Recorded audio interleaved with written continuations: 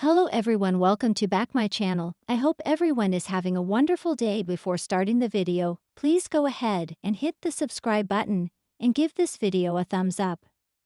At the Chancellor Mansion, Devon can't believe this is happening. He assures Lily he won't expect to get his way all the time and will be a team player. Lily thanks him. She says she's been thinking a lot about what she really wants. Billy and Victor talk about family legacy, and she realized she should be building up theirs.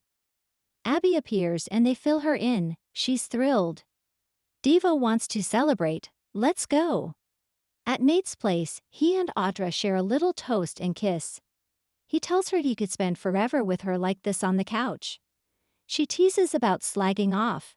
His phone rings and she urges him to take it. He reluctantly picks it up. It's the PI who's looking for Damien.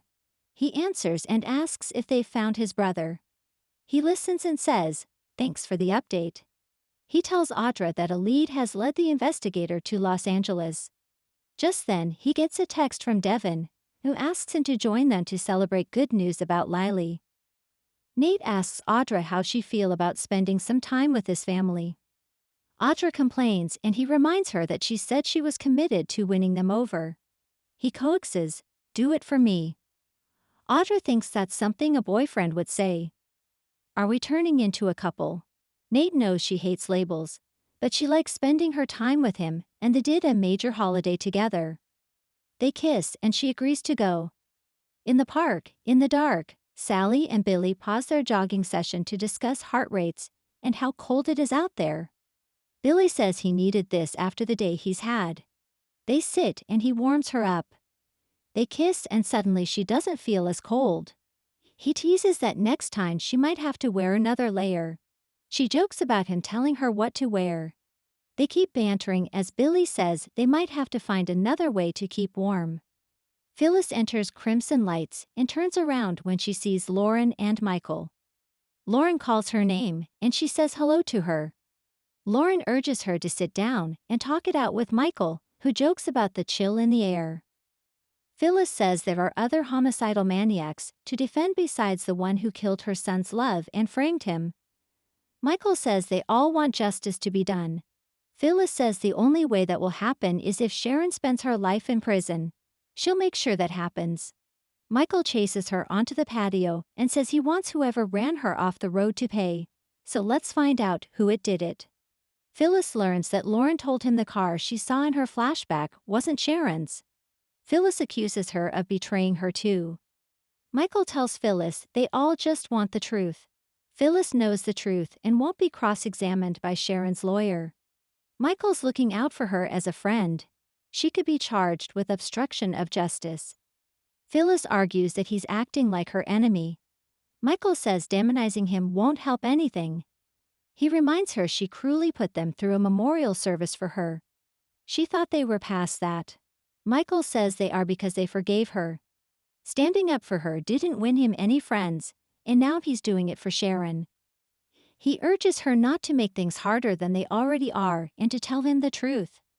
At Society, Abby tells Lily a story from the honeymoon about Devon trying to touch a sea turtle and accidentally petting a tiger shark. Devon gets a text from Nate saying he's coming and bringing Audra. They all groan. Lily says she's abrasive and off-putting. Devon offers to say no. Lily wants Nate to know he has her support. Devon guesses they'll need a bigger table. Nate and Audra arrive and they all sit. Audra asks about Devon and Abby's honeymoon. Lily jokes that Abby nearly came back a widow, and adds that it's an inside joke. Abby asks about Audra's job search. She says she's weighing her options. Nate asks what the good news is about Lily. Devon says she's joining them at Winters. Nate is tickled. Abby asks what made her decide to return. Lily admits it was hard to let go of Chancellor and getting used by the Newmans, but she realized that she could accomplish everything she wanted to do at Winters. She was focused on the wrong legacy. I want my dad's legacy to live on. Devon says Neil would be proud and happy that the three of them are doing it together. Lily knows she can trust them, and that means the world to her. Devon grins. Welcome back. Abby thinks Nate is getting emotional, and Audra says he's a big softie. Nate doesn't know what the ladies are talking about, but he appreciates what Lily said about family. He shares the news that he's searching for his half-brother. Lily's excited. Nate admits it's had him thinking about his dad, checking in with his mother, and grateful to be working alongside his cousins again. They all share a toast. Audra suddenly tears up. Nate asks, "Now who's the big softie?" Audra claims she has something in her eye, but then admits she got a little emotional. Feelings aren't really her thing, but all their talk about family just got to her. Abby asks if she's close to her family. Audra says no. She hasn't had much of a family since she was a kid. She thought she was oak with that. She is oak with that. She wipes her eyes. You guys are all just so lucky that you have each other. Audra, wanting the opinion of herself, proposes another toast. Who would have thought that I would be the one warming up to you guys, and you would be the one to warm a little piece of my heart? They all share a toast to the Winters family. At Crimson Lights, Phyllis tells Michael she knows he's trying to get Sharon acquitted. He'll lose her friendship if he does that. It's done.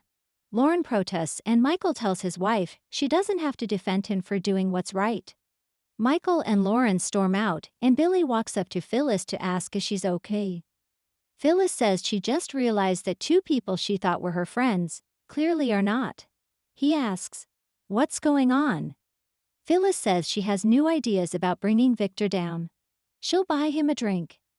Billy says Sally already got him one, so he will meet up with her in the morning. She says it can't wait. Billy knows she's upset and wants to use him and the plan to go after Victor as a distraction. Phyllis thinks he'd rather have a scotch with her than a hot cocoa with Sally. Billy won't let Phyllis run down Sally. Phyllis doesn't think she can give him what he needs, which is to take Victor down. They have nothing in common except that Adam and Chelsea trampled on their hearts. Billy won't give her the fight she's looking for. He assumes this has to do with Sharon. She complains about Michael defending Sharon. Billy tells her she has to let it go. He says goodnight and rejoins Sally. Phyllis follows him inside and he tells her goodnight again. She walks out. Sally shoots Billy a look. Everything okay? Billy says Phyllis is looking for a friend right now. Sally asks if he needs to go be with her. Sally asks if he needs to go be with Phyllis. Is he worried she'll do something she regrets? Billy says she's always judged the same way he is and seemed desperate. Sally tells him they'll meet up later. Go be a good guy. I'll wait up for you. At Nate's place, Audra tells her boyfriend a funny story Devin told her about him. Nate can't believe he took her into his confidence. Audra thinks he was just trying to embarrass him. It's kinda cute. They banter and he realizes she had a good time tonight. You took a giant step toward winning over my family. Audra mocks herself for getting emotional. Nate would like to see more and know more about her family. Audra's not proud of where she came from. Nate knows about her alcoholic father. Her mom was distant, cold, and an enabler. There wasn't a lot of sentiment. Nate guesses that's why she's so driven. Audra says it's also why she's not good at the whole emotion thing. Nate gets wanting to push down painful memories. He didn't think much about his dad until Amy showed up. He's thankful Neil and Malcolm helped fill the gap, but it's not the same. Talk turns back to her situation. Audra tries to focus on what's in front of her. He asks, "Do you like what you see?" She says, "Very much." They kiss. At Society, Lily is sitting alone at the bar when Phyllis comes in and orders a scotch neat. Lily hopes she's feeling better. Phyllis is feeling great. Out of the hospital, out of my job. Now she can help her son grieve full-time. Lily's sorry about her losing her spot at Abbott Chancellor. Phyllis remembers she gave her grief about it at the time. Lily admits it didn't work out for either of them. They were both bounced out by Billy. Phyllis says she bounces back. I always do. At the Chancellor estate, Devin is on a high over Lily coming back to Winters. Abby's sure he has a to-do list for her in his head already. She's glad to see his smile and they kiss. Devin credits Abby with having a hand in making it happen. Abby says Audra said it perfectly. It's a family connection. They marvel at Audra's emotion tonight and admit she was more tolerable than normal. Devon questions if it was real. He's not sure he buys a softer, kinder Audra Charles. Abby asks if he really thinks it was an act. Devon has a problem trusting her. Abby asks, what would be the point? Devon says that's true, but it's possible she was trying to impress them to pull Nate in even deeper. At Nate's place, he likes seeing Audra with her guard down. Audra doesn't know if his cousins feel safe around her. Nate appreciates her putting herself out there for them. She teases, don't get used to it. They kiss and watch the fire. At Society, Lily apologizes to Phyllis for lashing out at her when she was really mad at Billy. She shares that she reached out to Daniel and told him to call if he needs anything. Phyllis thinks that's sweet. Lily says they all got burned by Jill and Victor. Phyllis says being hospitalized made her realize being part of Jill and Victor's reindeer games isn't important. Lily reveals she's going back to Winters. Just then, Billy appears.